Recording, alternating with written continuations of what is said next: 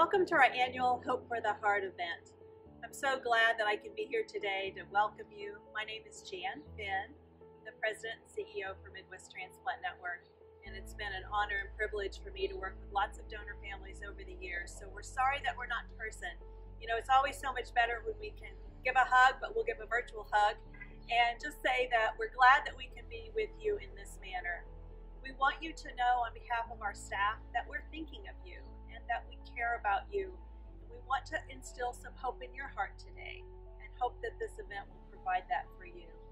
You know, all of us at Midwest Transplant Network honor and remember in celebration the lives given for others, and the recipients are so grateful for those gifts that you've provided. Your loved ones' generosity and heroism will not be forgotten, and it's certainly a great time to remember it here today. And what a beautiful place. I'm in our donor memorial garden, and this is a sculpture by Larry Young. So it really represents both the recipient and the donor coming together with the gift. And we love it that the globe really is a gift, and that represents so many things to everyone that's been able to give as well as to receive. But we love it that we can see beautiful faces in it. We see the warmth and the love that are in their hearts, and certainly at that of yours. We hope that you have a wonderful experience today and instill hope in your heart, and know that we're here for you at Midwest Transplant Network. So thank you for being a part of this very special event for us.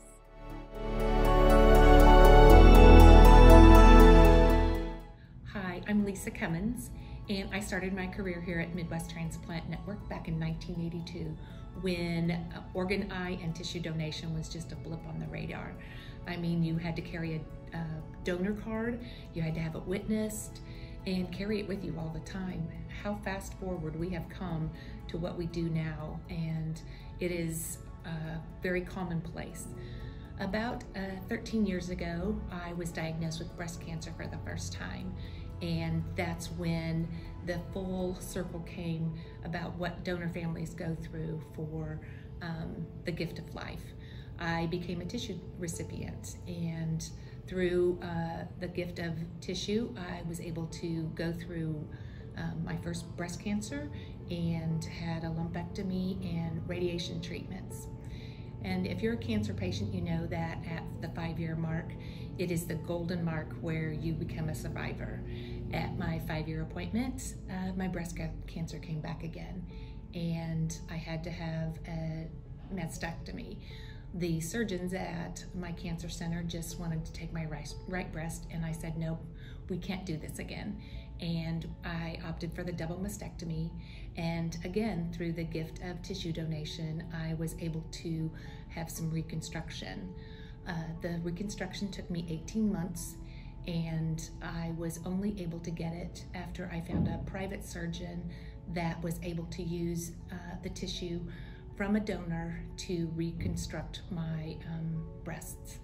And it was only through the gift of life that at the most tragic time, a donor family said yes and donated their loved ones organ, tissue, and eyes.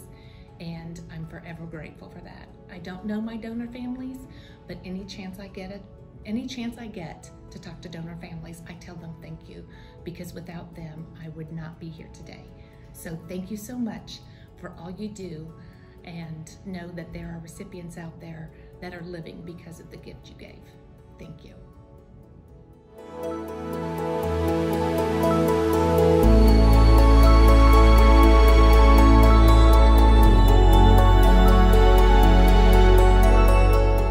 Today we will be folding an origami heart. This is a very simple model, and it is perfect for any special occasion. This model requires a square sheet of paper with color on one side and white on the other. We're going to start by taking this left edge and folding it over to this right edge. Align the edges nicely, and then make a crease, and then unfold. And now we're going to do the same thing this way. So let's take this top edge and fold it down to this bottom edge.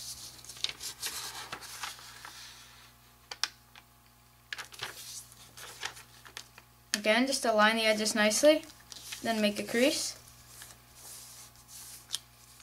and then unfold. Now we're going to take this bottom edge and we're going to fold it up to this horizontal crease. So just line it up nicely, and you can use that vertical crease as a reference as well for the middle. Then just make a crease and then turn the model over. Now we're going to take the bottom edge on the left side, so everything left of this vertical crease here, and we're going to fold this side up to align with this vertical crease. So we're just going to bring it up as if we were creating a paper airplane, and you just align that entire edge with the vertical crease, and then you make a crease.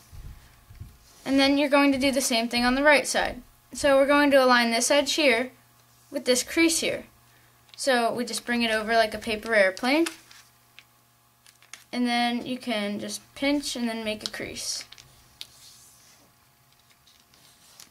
And then you can flip the model over. Now we're going to take this left edge up here and we're going to align it with this vertical crease in the middle. So we're just going to pull the whole left side over and pull it over until that edge aligns with the vertical crease. Then you can just make a crease and it will look like that. And you want to do the same thing on the right side. So we're just going to align this edge here with this vertical crease here. So just pull it over, and once it aligns, then you can make your crease. Just like that. Now we're going to take these two top corners and fold them down. So let's start with this top left corner, and we're just going to bring this top edge here, and we're going to align it with this vertical crease. And this edge here will align with the top of this flap here. So basically this top corner will end up right there. So just pull it down, make sure that the edges align and that tip is right in the middle, and then you can just make a crease just like that. And you're going to do the same thing on this one. So just make sure this edge lines up with this edge and this one lines up with this edge. So just pull it down, line the edges up, make sure the point's in the middle, and then make a crease. And it will look like this. Now we're going to take this top tip and fold it down to the bottom tip. So just align those tips. And then you'll notice that the model really won't lie flat. So what we want to do is open up these little pockets a bit so that you can see the white inside of them. And what we're going to do is this edge here that you can almost see, you're going to flatten that out. So we just push down along that edge, and you can keep the other part of the flap in the air, so it will be 3D and it won't lie flat just yet. So now we'll do the same thing over here. We'll just basically just push down, and don't flatten this just yet. Now we're going to squash down these two 3D flaps.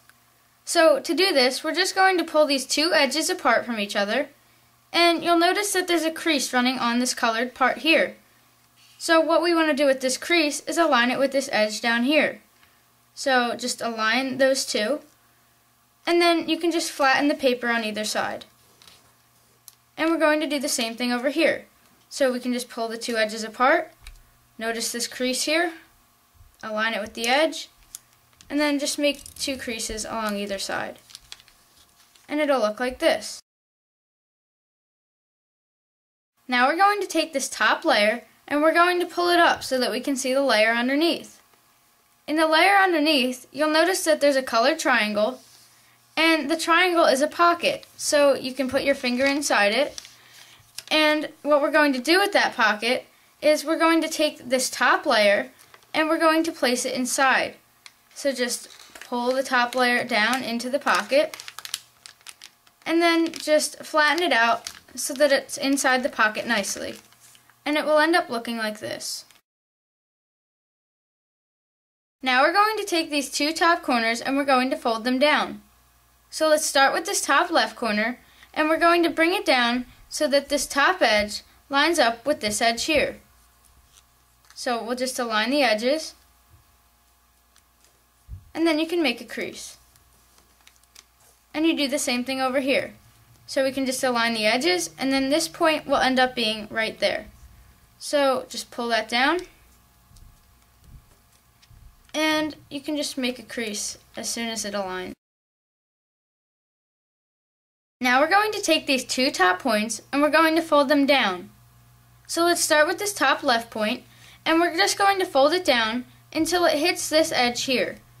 So let's just pull it down, and when it's about here, then we'll make our crease. And you do the same thing over here. So we're just bringing this tip down to about there. And then just make a crease, and it'll look like this. Once you've done that, then your model is complete. I hope you've enjoyed this video tutorial on how to fold an origami heart. Today we are remembering our donor heroes and their families by honoring their generosity of organ, eye, and tissue gifts. This rose ceremony symbolizes the donors' gifts and their decision to share life and bring healing to others through the gift of donation. This rose represents courage. The courage and strength it takes to think of others and make the selfless decision to donate during such an intense and dark moment in their lives. This rose represents thankfulness. We are thankful for the gifts our loved ones, our donor heroes, have given. Thankful for the gifts of corneas that gave sight to a mother who can now see her children. Thankful for the gifts of tissue which have enhanced the lives of so many and have allowed a grandfather to take his grandchildren to the park. Thankful for the gift of organ donation that gave a heart to someone whose heart is failing or a kidney to someone who has had to endure dialysis. They are now able to have hope for a better future.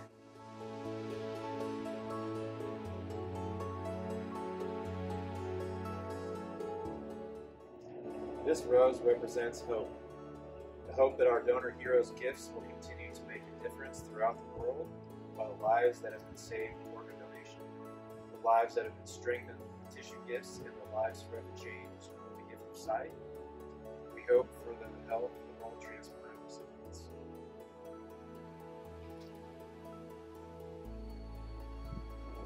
This rose represents love. We cherish the enduring affection and special place in our hearts that will always be reserved for those who have gone before us. We thank them for the endless gifts that they have given to us and to others as well, and we promise to never forget them.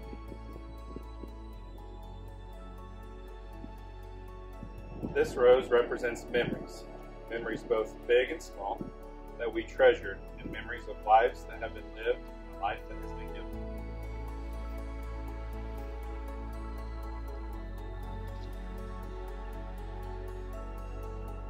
These roses are in loving memory of those who are not here today, but who are forever present in our hearts. Please know that we continue to honor your loved ones and their gracious acts of kindness to give hope and share life. Thank you.